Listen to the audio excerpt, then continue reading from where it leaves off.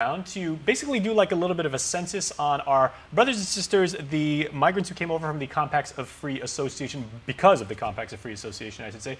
We have Andromachy and Pete right now. We are going to talk about this very worthwhile effort and what it means for our island community. Hafa, thanks for joining me.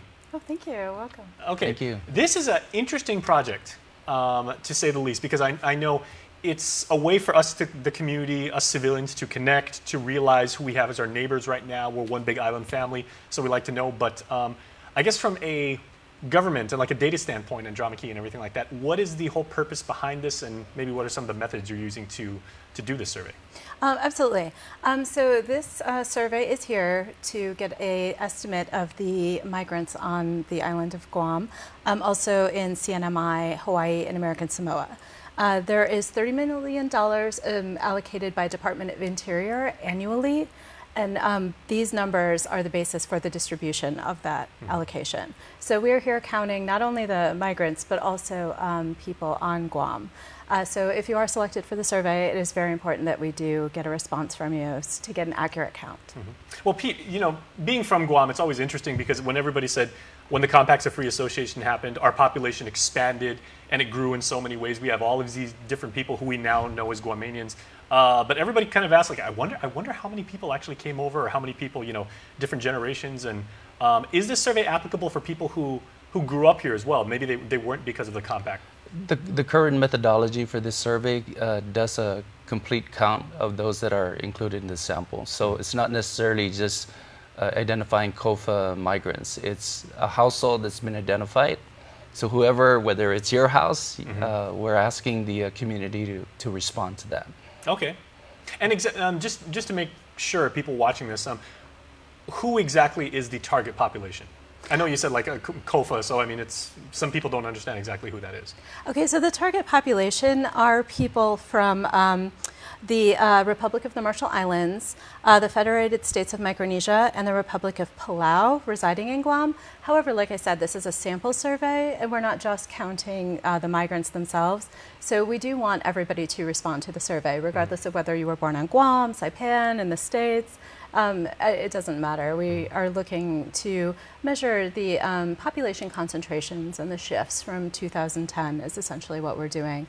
So again, if you are selected, please, please, please respond. But the ultimate goal of the survey is to get an estimated count of the migrants living in Guam. Okay, well, I went to the University of Guam and I majored in marketing. I've hardly been able to use my skills and everything, so I'm going to take off my broadcaster hat, put back on my market research hat. So I'm interested in the media and the format of this. Is it a phone survey? Is it a mailer? Is it a Facebook page where people can go do stuff, or are people, you know, boots on the ground, people going door to door? Boots on the ground. People are actually going door to door. Nice. And chance to make a new friend. Yeah, absolutely.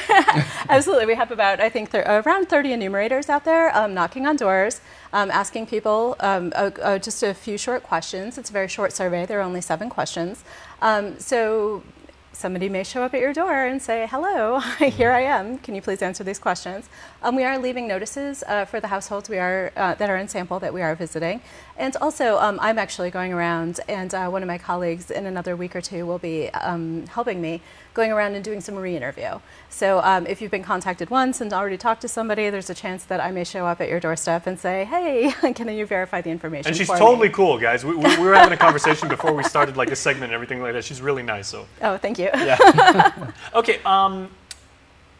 What time of the day usually, Pete, are the enumerators going around, just so people can be like, oh, that sounds like fun, or, you know, I got a message on my door, but I want to be here next time they call. The best time is usually when folks are like home after work. It depends on the target area where the you know, what we call the enumerators. They're called FRs, field representatives.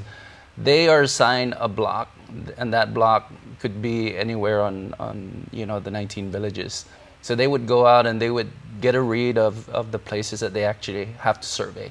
And then they have an idea whether somebody's home or whether, you know, during the day or coming at evening time.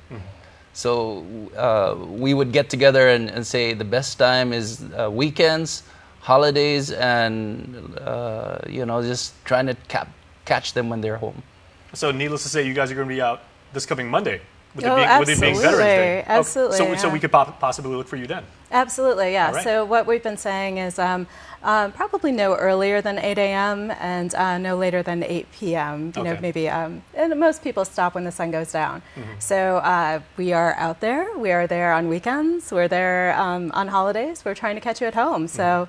Look for us at any time, day or night. Okay, and if we miss you, we'll try back another time. So now, going forward with the data that is received because of of your very fine work here, what becomes what does that go towards? Is this part of like the bigger, larger survey that everybody's familiar with, the census that everyone's familiar with? Actually, no. The census will be coming in 2020. Right. That's 2 years. That's a separate effort.